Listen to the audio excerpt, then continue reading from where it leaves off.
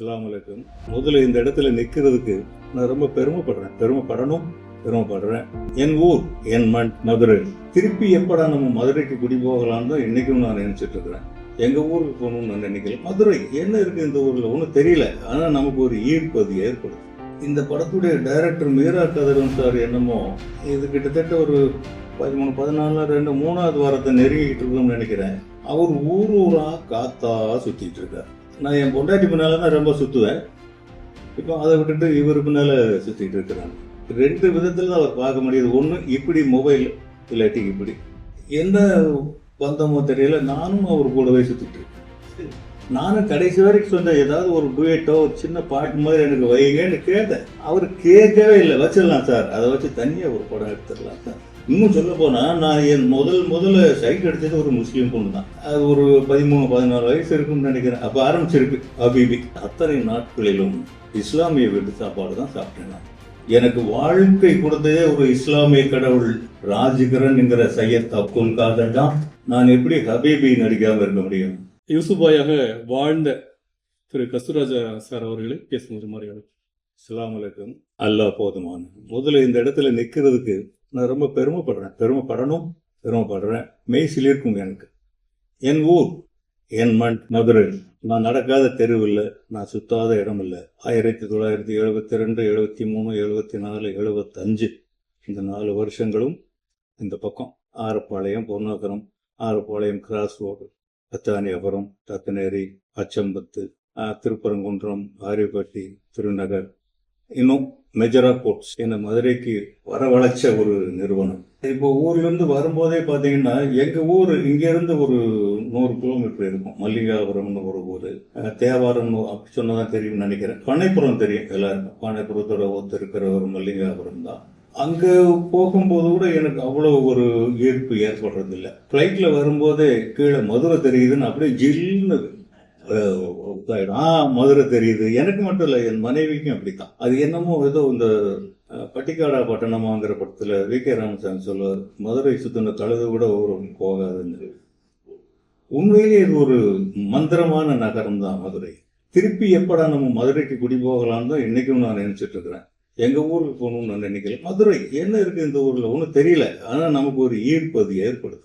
இந்த படத்தை பற்றி சொல்கிறதுக்கு நீங்கள் எல்லாரும் படம் பார்த்துட்டீங்க. நாங்கள்லாம் படத்தில் வேலை செஞ்சிட்டோம். அவர் இயக்கிட்டாரு. இன்னும் புதுசாக நம்ம என்ன சொல்ல போகிறோம்? நான் ஒரு 25 படம் பண்ணியிருக்கேன். ஒரு படம் முடிச்சுட்டாக்க அதுக்கு முன்னாடி அடுத்த படத்தை பற்றி யோசனை பண்ணி அப்படி போயிட்டே இருப்பேன். படம் அது பாட்டில் போயிட்டு இருக்கும்.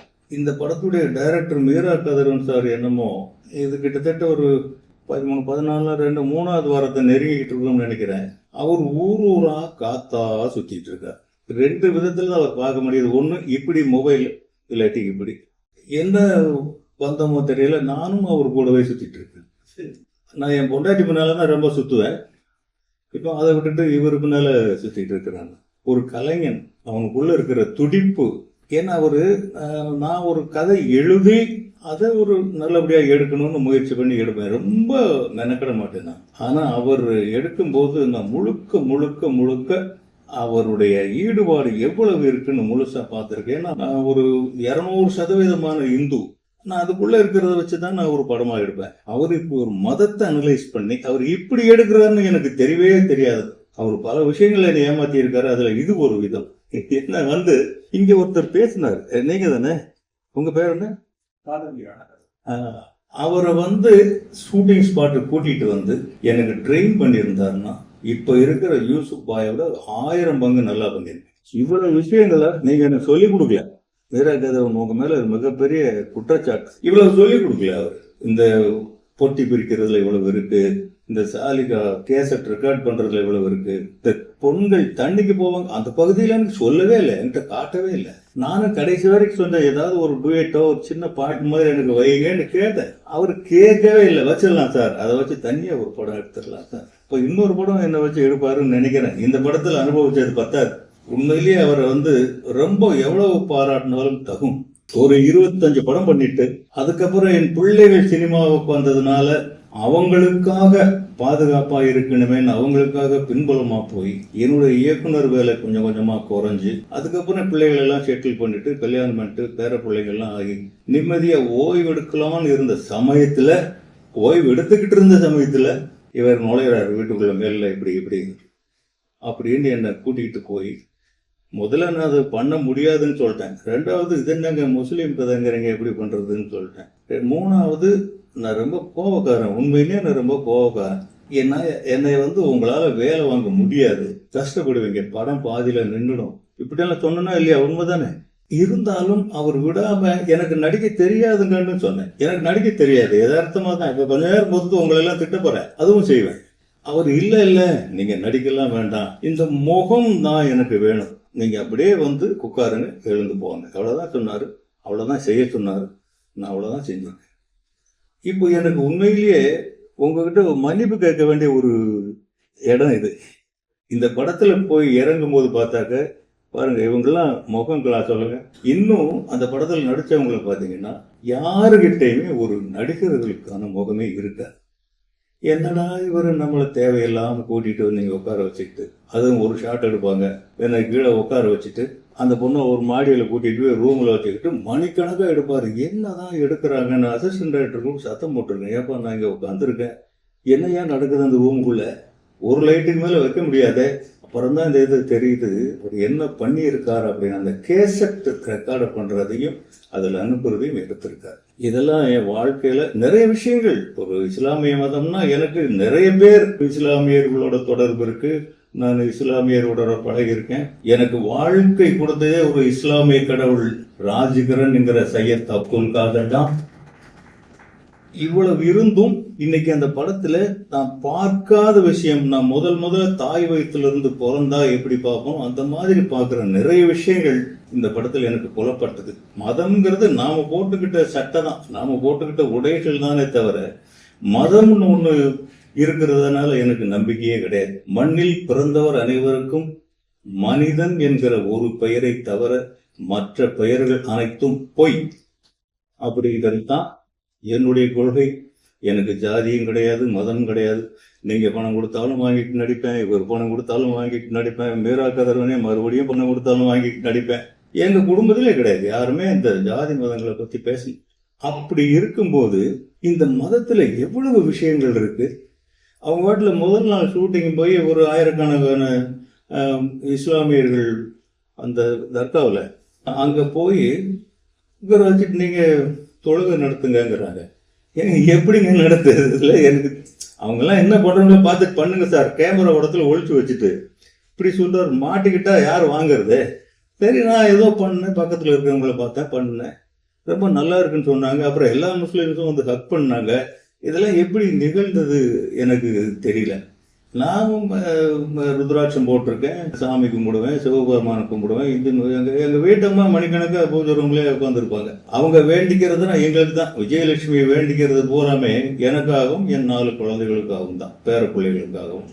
அதனால நாங்க யாரும் பெருசா கோயிலுக்கு போறதோ சாமி கும்பிடுறதோ கிடையாது. கடவுள் நம்பிக்கை இருக்கு, அல்லாவும் கடவுள் தான், இயேசுவும் கடவுள் தான், முருகனும் கடவுள் தான். ஆனா இந்த மதத்துல இவ்வளவு விஷயங்கள் இருக்கு. நமக்கு எப்படி 73 வயசாச்சு இவ்வளவு நாள் தெரியாம இருந்தது? தெரிஞ்சிருக்கணும்ல. இன்னும் சொல்ல போனா நான் என் முதல்ல சைட் அடிச்சது ஒரு முஸ்லீம் பொண்ணு தான். சத்தியமா அந்த பொண்ணு என்னை பார்க்கலைங்க. அது ஒரு 13-14 வயசு இருக்குன்னு நினைக்கிறேன். அப்ப ஆரம்பிச்சிருக்கு அபிபி. இப்ப இல்ல. ராஜகிரண் அவர் 5 வேளை தவறாம தொழக்கூடியவர். அதெல்லாம் பார்த்துருக்கேன். எப்பெல்லாம் ஒரு காமெடியா தெரியும், என்ன இவர் போய் பண்றாரு, இப்படி பண்ணிட்டு இருக்காரு அப்படின்னா. இப்ப நம்ம அதுல என்னை கொண்டு வந்து தள்ளி இருக்கு பாருங்க. அல்லாஹ் என்னை அழைத்து கொண்டு வந்திருக்கிறாரு அந்த இடத்துக்கு. அப்ப அந்த ஷூட்டிங் ஸ்பாட்ல நான் பாக்குறேன், என்னடா இவங்க ஏதோ கோலி விளையாடு அப்படிதான் தெரியுது. நிஜமாவே படத்தை பாக்குற வரைக்கும், ரிலீஸுக்கு முதல் நாள் வரைக்கும் நான் பார்க்கல, பயந்துகிட்டு. என்னமோ நம்மளை கூட்டிட்டு போய் நமக்கு சம்பளமும் கொடுத்து வேலையும் கொடுத்து இப்படி பண்ணியிருக்காரு, அந்த படம் என்ன ஆகிருக்கும், இவர் என்ன ஆக போறாரோ, இப்படி எல்லாம் நினைச்சுக்கிட்டு உள் மனசு உறுத்தி பார்க்க விடல. சரி இந்த மாதிரி நிகழ்வுகள் வருதே, நாளைக்கு ஆடியோ லான்ச் அது இதுன்னு கூப்பிடுவாங்களே அப்படின்ட்டு ரிலீஸுக்கு முதல் நாள் பார்த்தேன். ஏதோ ஒரு சந்தர்ப்பம் வந்தது, பாக்குறீங்களான்னாரு. அவர் பல முறை சொல்ல பாக்குறீங்களா இல்லைங்க நான் பார்க்கல. அன்னைக்கு தான் நானே பார்த்தேன். அது வரைக்கும் நிஜமாவே ரொம்ப ஏளனமா தான் நினைச்சவங்க. அவர் முதல்ல ஒரு 8 நாள்னு கேட்டுதான் ஏமாத்தினாரு. 8 நாள் கொடுங்க போதும், சரி 8 நாள் தானே, ஏதோ காசு கொடுக்குறாங்க போயிட்டு வந்துடலாம் அப்படின்ட்டு. இதுல நான் நன்றி சொல்லணும்னா என் குடும்பத்துக்கு தாங்க சொல்லணும். நான் எங்க போனாலும் ஏன்னு கேட்க மாட்டாங்க. கிட்டத்தட்ட அவரு ஒரு 8 நாள் சொல்லி 12 நாள் ஆச்சு, 16 நாள் ஆச்சு, 20, 40 நாள் ஆச்சு. இந்த 40 நாளை எடுக்கிறதுக்கு 3 வருஷம் ஆச்சு. இவெல்லாம் எங்க போறீங்க, எதுக்கு போறீங்க? அம்மா கிட்ட கேட்டுப்பாங்க, அப்பா எங்கம்மா போறாரு, எதுவும் சின்ன வீடு வச்சிருக்காரா, இப்படிலாம் சந்தேகப்படுவாங்க, கேட்பாங்க. இல்லடா ஏதோ நடிக்க போறாரா, அவருக்கு என்ன நடிக்க தெரியும், யாராவது ஏமாத்திட போறாங்கம்மா அப்படின்னு இப்படி எல்லாம் தான் சொல்லுவாங்க. நான் போய் இருக்கும்போது கூட ஏமாந்து தான் போயிட்டோமோ என்னமோ, ஏன் இங்க வந்தோம், எல்லாம் சின்ன பிள்ளைகளா இருக்காங்க, கேரளால இருந்து 2 பிள்ளைங்க வருது, இங்க இருந்து 2 பிள்ளைங்க வருது. அதுல இந்த ஹீரோயின் எல்லாம் நான் பார்த்ததே இல்லை பார்த்ததே கிடையாது. இந்த பிள்ளைக்கு எனக்கு தான் காம்பினேஷன் இருக்கு. ரொம்ப நல்லா பொண்ணு, அது ஆளுதான் இத்தனோட ஒரு மாதிரி உட்காந்துருக்கு.